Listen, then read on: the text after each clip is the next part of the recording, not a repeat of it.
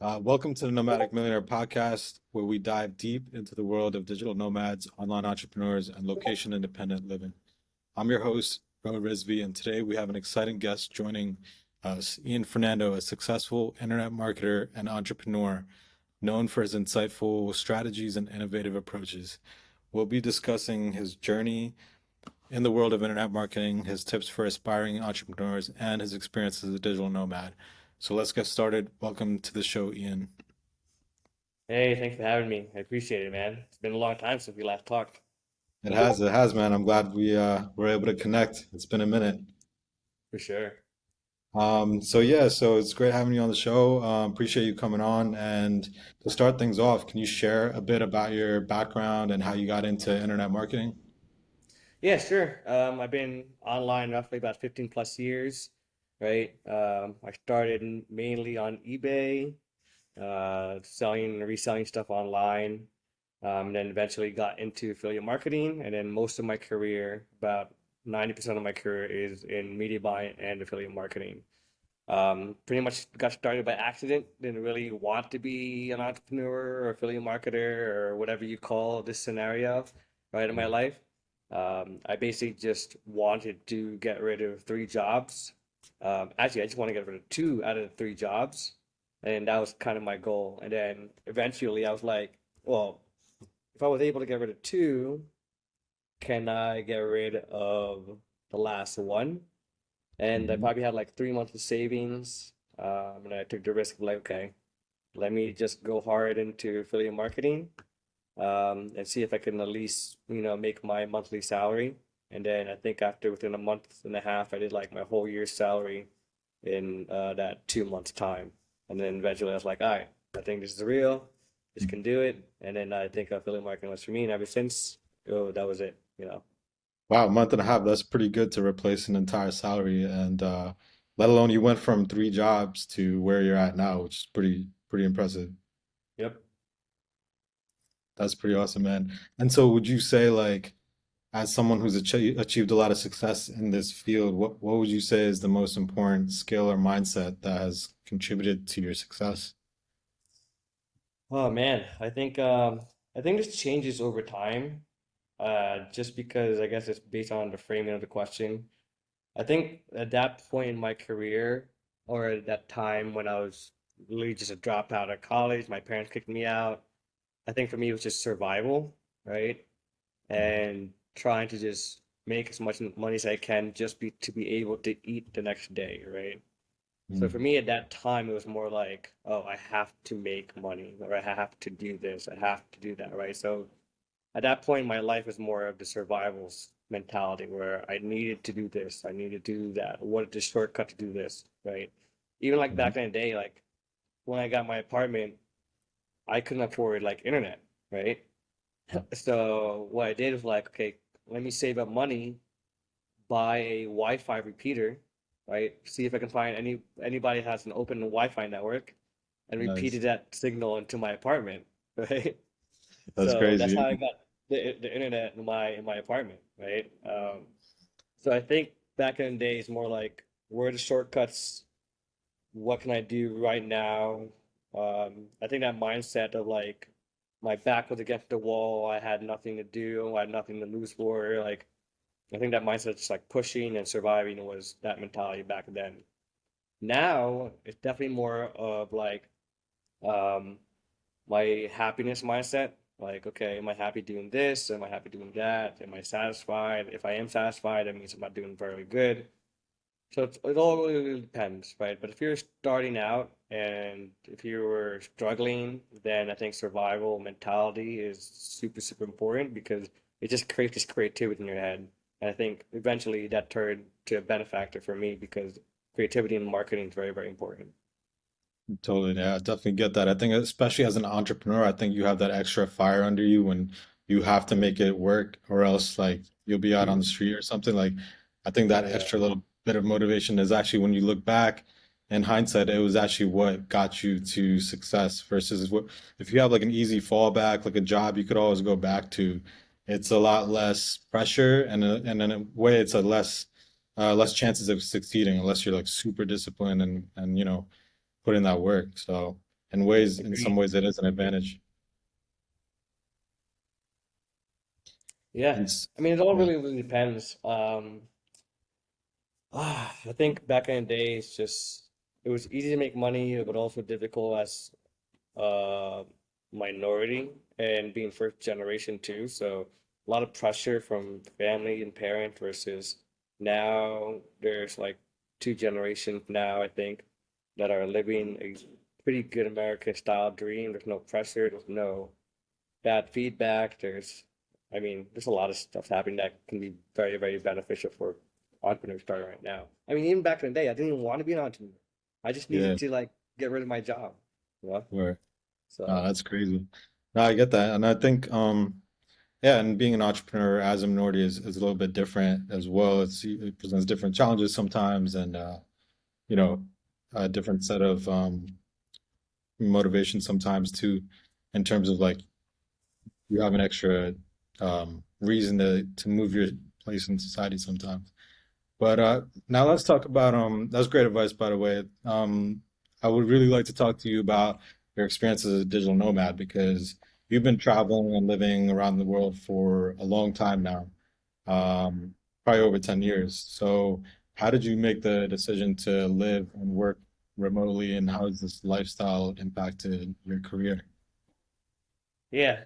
Uh, so I've been always wanting to travel. I guess traveling has been part of my blood since I was a young kid because my parents would always drive us to the next state over, right? Mhm. So I guess that adventure was part of my brother, my sister, and me. Yeah. I guess my first country I went to is Panama, and then my first real overseas I want to say is Morocco. And in the Hmm. past 8 years, I've been traveling consistently from country to country. So I think my last 8 years have been truly a digital nomad lifestyle. And my decision to do that is just more so like I think when you reach a point of money, you're always asking what's next, right? And you're always Right. like, oh, what is it next for me? How do other people see their life? And you want a different perspective, right? Hmm. So America, Eastern Europe, they all have certain perspective. But then you go to Thailand, you go to Colombia, you go to Brazil, they have different perspective of life, food, culture, and that's very interesting to me. And what I've learned is taking some of these experiences and thinking like, oh, why isn't it here in America? Why doesn't it apply in Eastern Europe? Why is it so different in America? Why is it accepted here, right? So you see a Yeah. lot of these perspectives, which can make open your mind a lot more. It also helps with a lot of business as well too, creativity part too, again, right? But getting into it, I think it was just part of my blood. Again, my Yeah. parents traveled from state to state, and I was just super curious. Oh, and I remember my dad always telling me traveling stories. Like he would show me Yeah. pictures of Egypt. So that curiosity was always there for me, I think. Nice. That's awesome, man. It's really good to get that inspiration at a young age. I think it can really shape the way you see the world, the way you pursue your career. So that's pretty awesome. And so like for our listeners who are maybe considering the digital nomad lifestyle or even perhaps being more stationary expat, like maybe you are now, well, I wouldn't call you stationary, but you're still traveling within where you are. But what tips would you give them to help them succeed? To like get into digital nomad. Just to succeed as a digital nomad entrepreneur Okay. specifically. Um, I think one thing is like if you're curious, right, as a digital nomad, I think it's important to maybe start off in a country where it's probably low expenses. Like I know I Hmm. meet a lot of entrepreneurs or entrepreneurs in Colombia, a lot more freelancers in Colombia, Bali, Thailand, Philippines for sure. Um, and to succeed, I think it's just spend the time to focus. Like sit down, take the next 3 months, really dive in, and Yeah. then try to use your spare time to explore. But I think that would be the best scenario. But the other scenario, which speaking of like a travel event in Colombia like a couple months ago, is to always have an open mind. Hmm. Never, if you're traveling, I would never YouTube the bad things, I would always YouTube the good things of the country, right? Yeah, Because then what happens is you set these expectations in your head, like, oh, I'm about to get drugged, and then you're always scared, right? And sure. when you only Google or YouTube like the good things, you look forward to the good things, right? But if you do it for the bad things, you're looking forward to it, you're expecting it, and eventually you're gonna get drugged, right? It's just how it works, you know. Be Yeah. careful what you consume. Yeah, no, honestly, like I've been to all those places like Colombia, like and I had no fear going to those places years ago. But now there's like so much content. A lot of it is like fear content on YouTube. It is. And even as someone who's traveled, you get a little bit concerned thinking, hey, it's just all out, people getting drugged all the time. So it doesn't mean you shouldn't, be aware of your surroundings and be a smart traveler, but you know, don't let it keep you from exploring and seeing other parts of the world. Agreed, agreed. I think it's important to like have it's good to be informed for sure, but Hmm. I wouldn't be consumed about it. Like I have a friend that travels and all he does is look for the bad just so he's scared, but then your energy that you give off while you're walking, like Hmm. dude, you like become a target. You're like seeing these things, right? And it's Totally. not good, right? Definitely makes a difference. Now, would you tell aspiring digital nomad entrepreneurs to travel a lot, or would you say in hindsight it would have been better not to travel as much and stay in one place for business? Okay, so I've done this. In my first 2 years full time, I spent probably 2 weeks to 30 days in each country and moved around. And Mhm. then eventually, after 2 years or maybe a year and a half, my goal was to stay the extension of the visa, whether it be 30 days, 3 months, or 6 months, then explore, right? Yeah. And the reason for this is because it allows the first part is exploration, curiosity, which is good. The next part of digital nomadness, I think, is like being involved with the people, being involved with culture. Like if you're only there for a week, 2 weeks, like you're rushing to see the tourist spot, trying the food. You don't get to really talk to the people, get involved in language, get involved in community. So I think after like 3 months, or if you stay in the country, the visa country, then you get to be involved. Like you slow down that tourism part of yourself. You actually want to go to local foods. You meet Mm. local Brazilians or local Thais, right? You actually start learning the language a little bit. So you start to slowly engulf yourself in the country, which I enjoy more, right? Just because people make the difference when you travel, I think. That's true, man. That's true. Like you're actually getting to then experience the culture rather than just like doing fast tourism through all these places, right? So no, I totally agree with you on that. Yeah. I mean, it's super important to be more engulfed Hmm. than having, because it creates a different whole level experience. Like when you go to a tourist spot, sure, that's a self experience. But when you go with like a group of people, and, to like maybe a buffet, you meet local Brazilians or people, you have a group experience, right? Which is very, very different than a self experience, right? For sure, no, yeah. You wouldn't get that otherwise, for sure.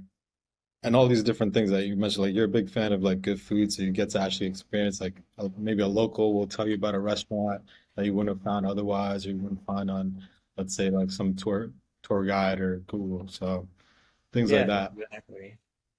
So like I think just walking around, self-exploring is super Hmm. important. And then you see something that you like, go ahead and get it. I think food helps you understand the country a lot and the culture for sure. Definitely, definitely. Those are really good tips. Now let's talk about some of the maybe challenges you face as an internet marketer and a digital nomad.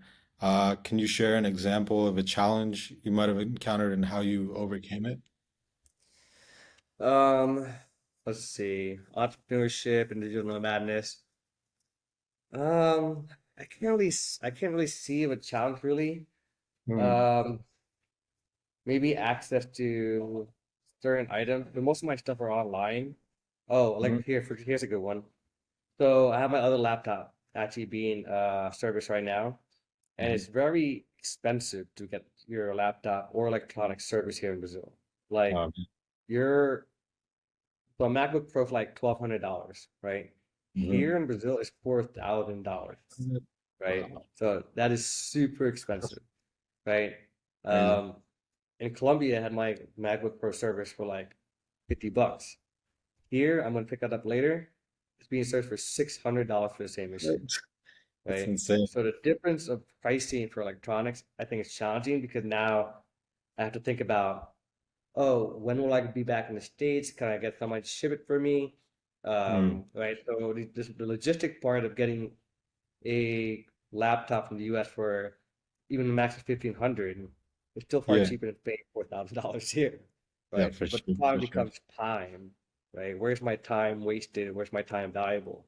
Is it worth the $600 today because I might not be in the States for 6 months?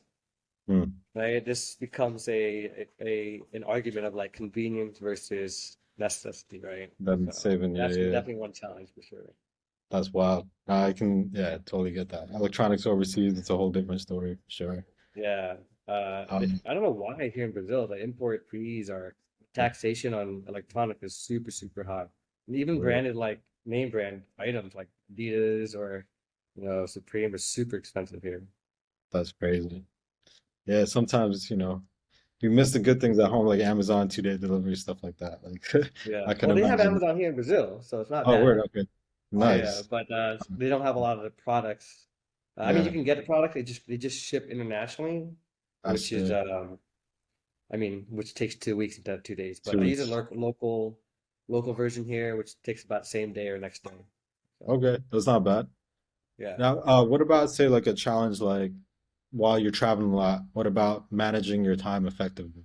Like cha as a challenge, like was that ever a challenge or what did you do about that? Routines maybe or yeah. So I guess in the beginning, so now it's not really a challenge, just because since I'm actually trying to live and base myself now. Before, I guess when I was doing the first 2 years where I'm trying to explore and do this and do that.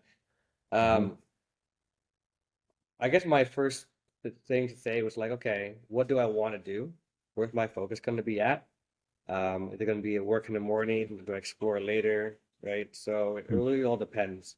I really didn't have that much of a challenge with times because I'm a fairly routine person, right? So like when I wake up, I'm usually doing stretch yoga before I go to the gym. Then I have my breakfast, right? And then I don't even open my laptop till actually, I do like my learning language. So Yeah. within 2.5 hours, I don't even open up my laptop when I wake up, right? And then I have like a set time of working every 2 hours and then taking a 15-minute, 30-minute break, right?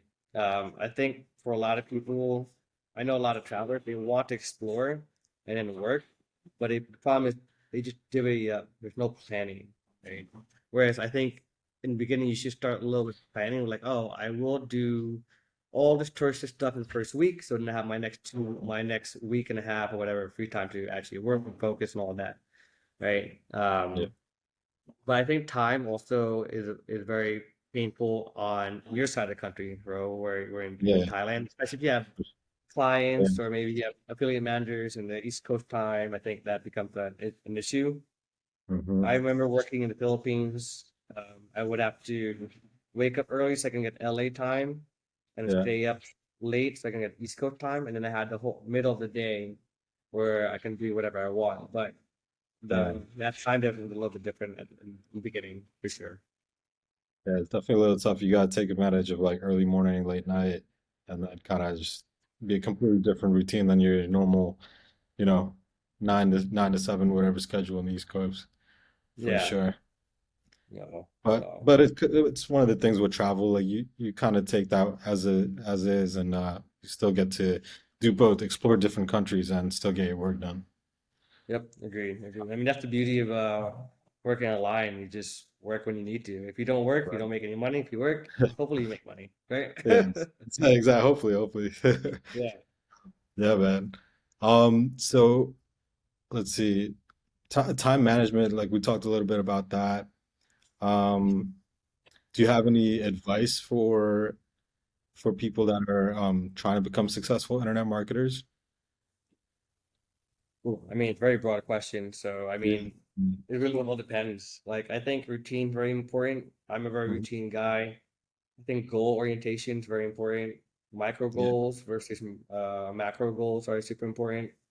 I think a lot of entrepreneurs, they look at the end goal and they want to reach that end goal. But Mm. I try to tell them like, hey, you should do the micro goal first, like set up the website, Yeah. right? Get your domain, build the website, get your social going first, right? Those micro Sure. goals I think are super important because mentally you're actually accomplishing something, right? Mm. When you're doing the macros, every day you're not accomplishing it, you're not winning every day. So that kills your dopamine speed, right? Mm. So it's never good to do a macro strategy. I always do micro strategies. Sure, you That's fine. have a end goal, but I think you need to do it in a micro step way so you feed yourself dopamine all the time, right? Interesting. There's obviously ways to do it with product choosing, what kind of entrepreneur you want to be. You want to do Amazon. I've done Amazon.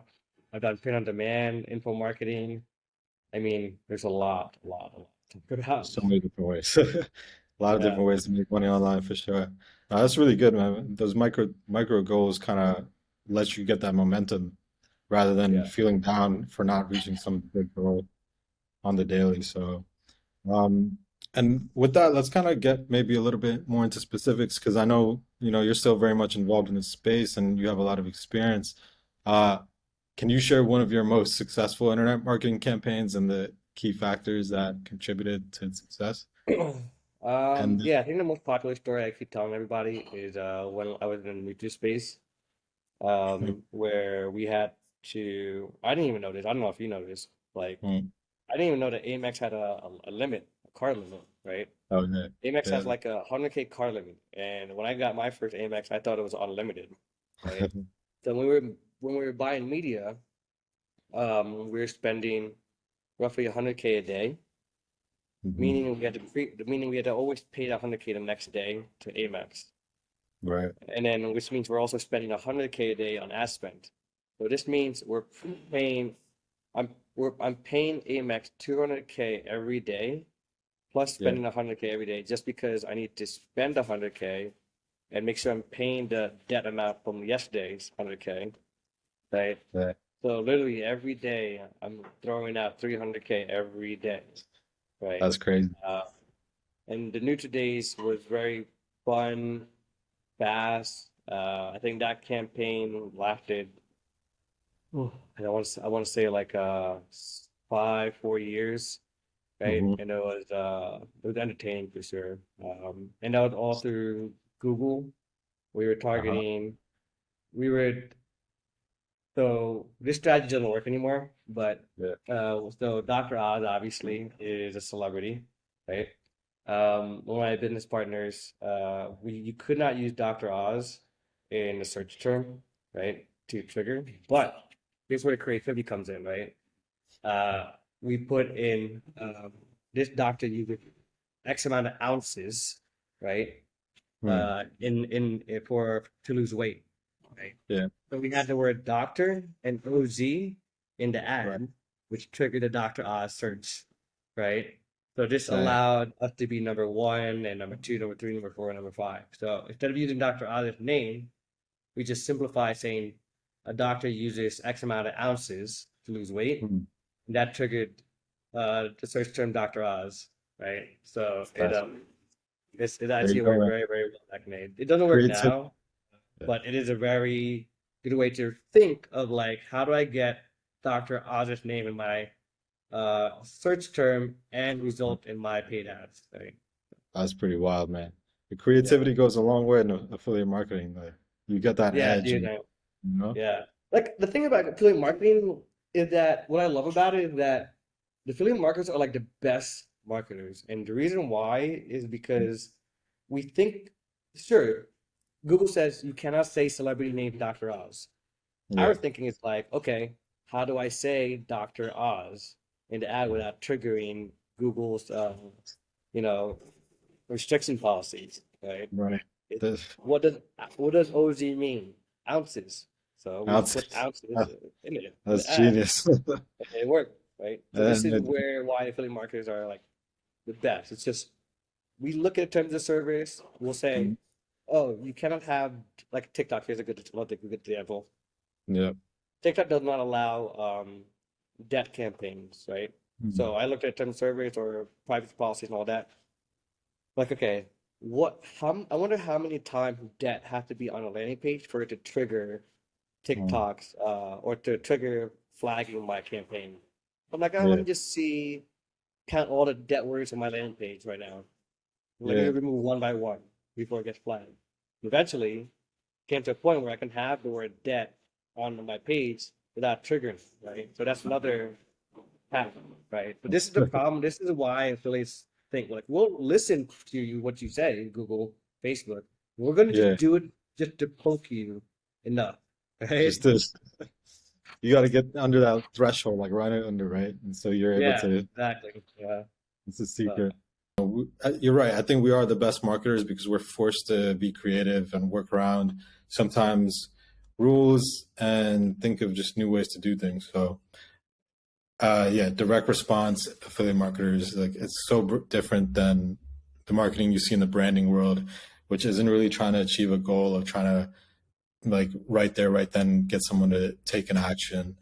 yeah. Um, I consult some companies, agencies, and mm, when I hear these media buyers talk, I'm like, dude, you're a policy follower. You have your Google certificate AdWords or whatever you want to fucking call it.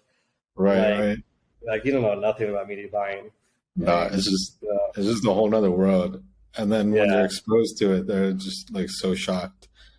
yeah. I mean, there are media buyers that are talented, like from the agency side, but they only know how to follow blueprint. They don't know how to think outside of that. Like, why isn't my campaign converting? But if you want to do an ad, it's like, oh, but Facebook doesn't allow these type of ads. Dude, just Yeah, tweak it a little bit, try it. Like that's the problem with exactly. that media buying side agency, right? The agency style media buyers. I mean, right?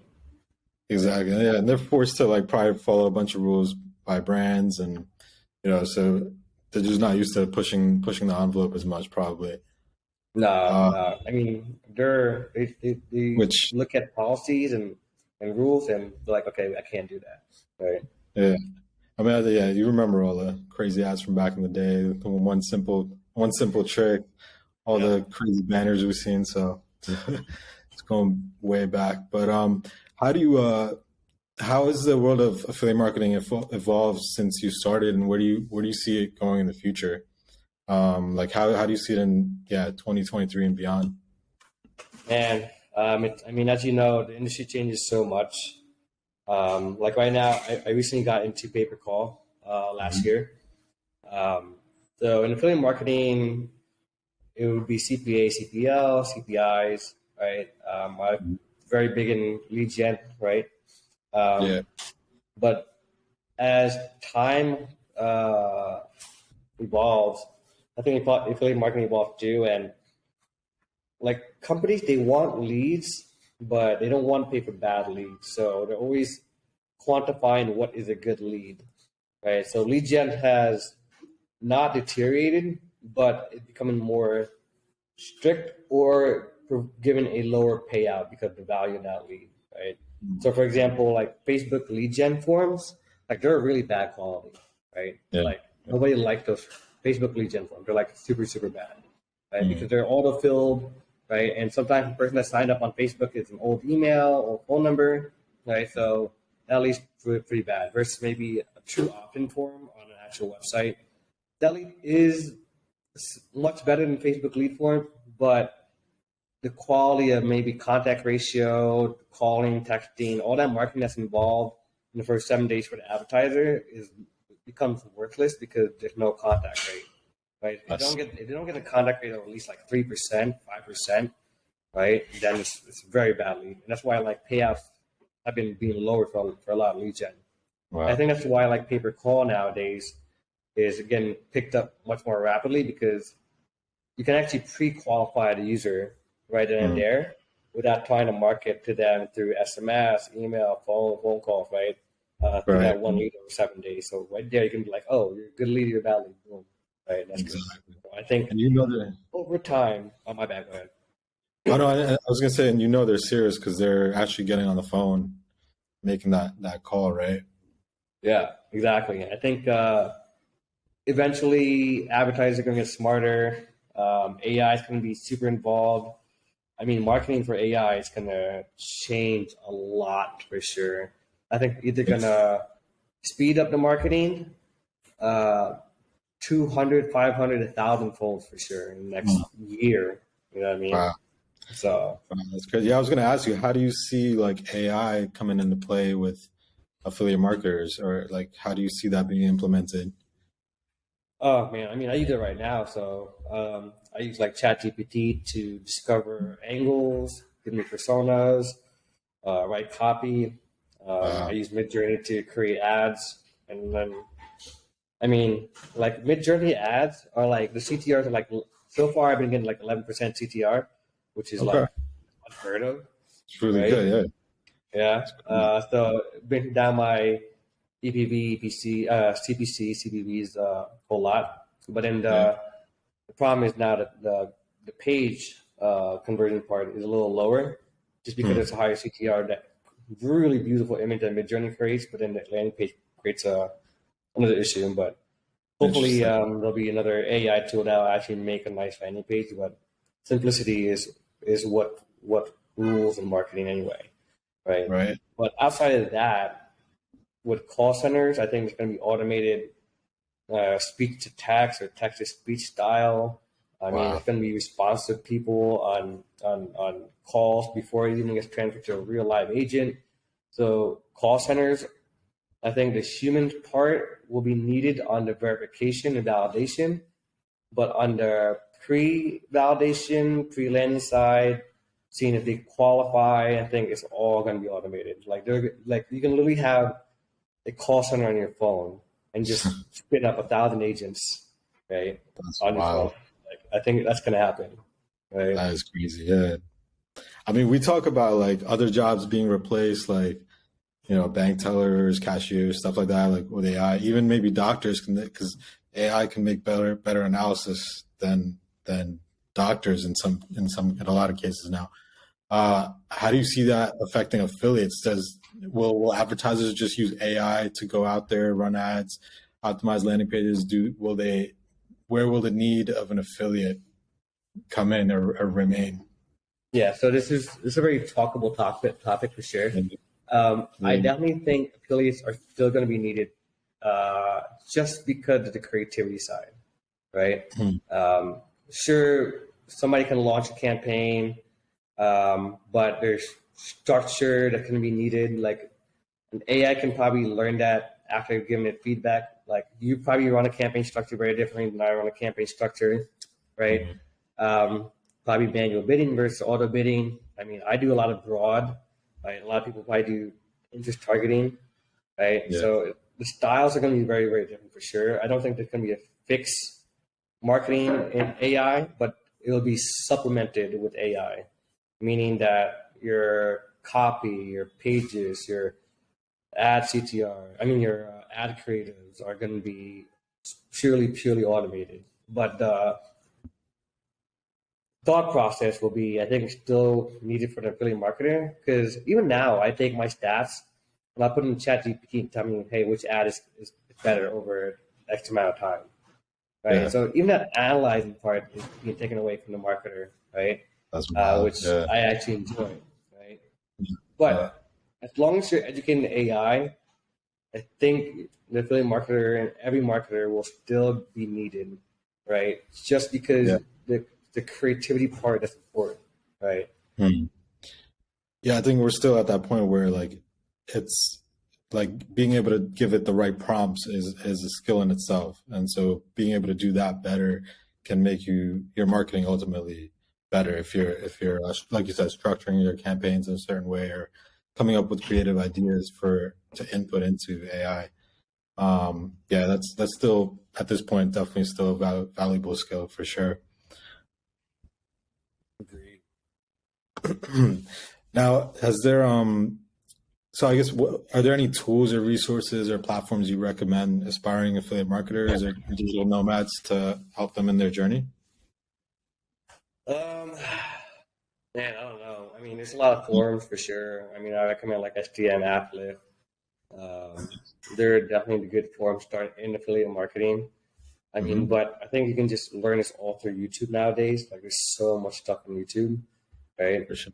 The only thing that YouTube doesn't have is actual personal experience, right? Like, if you search how to get Dr. Oz in my search term, you'll never find my strategy on YouTube.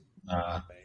Yeah. Like stuff like that is like will never be on YouTube. But as long as you have the basic and the understanding and the foundation, Hmm. it's the most important part, right?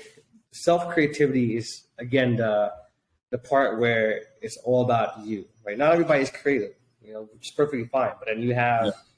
ChatGPT to help you, hopefully be creative for you or Midjourney be creative for you, right? Um, I think having a community is very important. As you know, I had an affiliate community during COVID, during the Hmm. pandemic, I mean, and I sold that in like 2021, Nice. a year later. I think having people that motivates you is super, super important, like chatting every day, telling you that you're good, you're bad, you're doing okay. I think those are important, right? But starting out at being a digital nomad, I think is what type of digital nomad do you want to be? You want to be an affiliate marketer? Do you want to be a freelancer? Right? Yeah. I think those are important. But even then, I don't even think freelancers are digital nomads either. You know what I mean? Yeah. For me, I think digital nomad is about freedom of time, right? And if Hmm. you don't have that, you're not a digital nomad. Like, a lot of freelancers, remote workers, they think they're digital nomad. Like, no, you're not. Right. Right. Sometimes they're given that label, but I also personally think like digital nomad is a different breed because they've like completely broken free both from like geography, they're independent, location independent plus time independent. I think Yeah, we kind time of exactly. need both. Exactly. Yeah. I definitely agree with that. It's just Right. another term for entrepreneurship. I think it's with that, but freedom of mobility.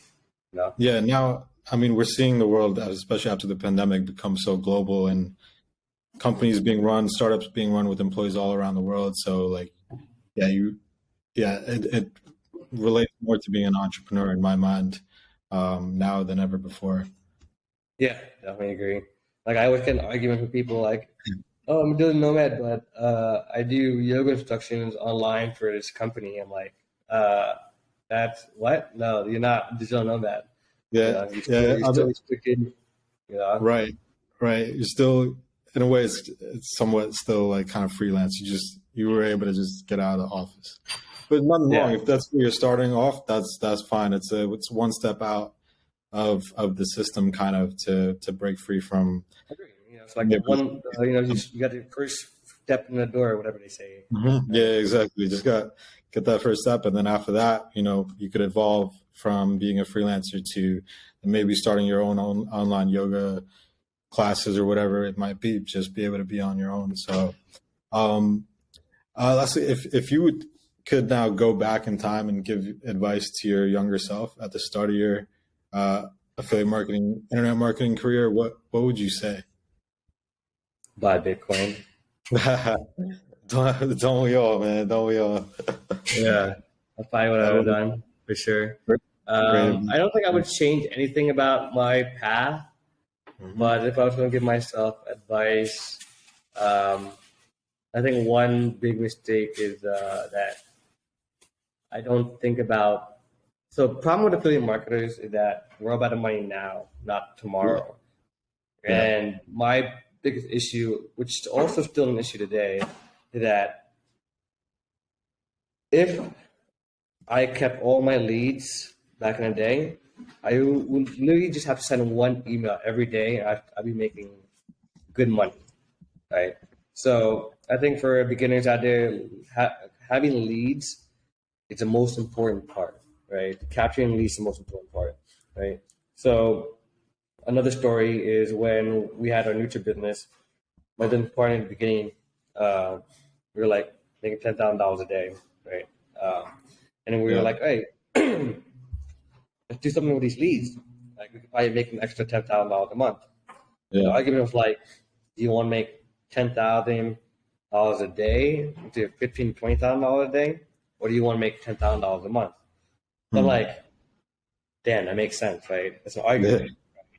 So do I focus more time to make $10,000, $20,000 a day, right? Mm. Or do I focus another part of my business and time making $10,000 a month, which is just like $500 extra a day, right? So didn't that company close down? If I kept those leads and kept them warm, I literally would spend 15 minutes a day, 30 minutes a day, send an email, and I'll be making money consistently. And that would be most of my work nowadays. Whereas now I'm still working like 4 or 5 hours a day, not too bad, right? I still have my time. I can do whatever I want. But if I kept those leads and kept them warm over time, instead of arguing of $10,000 a month, I should have done that. And then I would literally just be sending one email a day, even twice a day. It's just be in my ATM. You know what I mean? For sure. It's crazy, man. Yeah, the money's in the list, right? That's what they always say. And it's crazy to think even now in 2023, email is still kind of king, like in terms of longevity. Everyone's still, no matter what, checks their email every day. And email hasn't even changed. That's the craziest part. Yeah. Right? Like Gmail is still Gmail. I mean, it's we had SMS and text, but like still nothing is as personal as email yet, still at this point. Yeah, agreed. So capturing data, capturing a lead for sure would be my advice to tell myself to like continue to do. Yeah, definitely, man. I think back to Prosper 202 days and volume and seeing all those crazy amounts of clicks we've been driving, and then just to think back, like if we had just captured some of those emails on like a pop under or something, would be nice. Yeah, I know, for sure. Yeah, I think that's definitely the best advice I would give myself for sure, just because it's super, super important. Technically, over time. But it's not too late to start. What happened? It's not too late to start. It's better. Sure. Always start now to build a list. Yeah. And you have a community and everything, and you also are working with people in the industry. Is there anything you'd like to share, or any companies or projects you'd like to plug with the listeners today? Well, I recently started consulting for A4D, which is a network. I'm trying to decide what part of my career path I want to get onto now. So hopefully learning from Jason from A4D will put me on a new path. Because again, I don't know if you feel this way, Ro. Like I've been in this game for so long that what is next, right? I have my time, I have my freedom. I've accomplished everything. I've gotten the cars, I've gotten the watches. Right? Yeah. What is next after that? So I think consulting for a big network or an agency is my next step in trying to discover what I want to do. But other than that, I mean, that's basically my project. I mean, I started consulting after the pandemic just because I had the thought process of like, what do I want in my career? What is the next challenge for me, right? So, yeah, I mean, you can find me pretty much all over the internet, so I'm good. That's awesome, man. No, I feel you. Like thinking about what's next is always interesting, especially when you've achieved the things you've wanted to achieve. It's always like a process of evolving, even as an entrepreneur in general. But it's really cool to see you working with like a company like A4D and consulting with them and using that as kind of a way to learn and evolve. Because there's a lot. Jason's a great guy. To learn a ton from him. Just listening to him speak, you always learn something new. For sure. He's an OG. So yeah, definitely. Well, those are wise words to live by. And I just want to say thank you for joining today, Ian. It's been really cool to catch up and chat, and for sharing your valuable insights and experiences. I'm sure our listeners learn a lot and are inspired by your journey. So yeah, appreciate that. Man, thank you for having me. Thank you guys for listening in. Hopefully it was inspirational enough, and hopefully you enjoyed some of the creativities and stories. So thank you again, bro. Definitely, man. Absolutely. For our listeners, if you'd like to learn more about Ian Fernando and his work, be sure to check out his website. All his social media channels, you should be able to find him easily. And we'll also link in the show notes below. And as always, thank you for tuning in to the Nomadic Millionaire podcast. Until next time, keep dreaming big and living life on your own terms.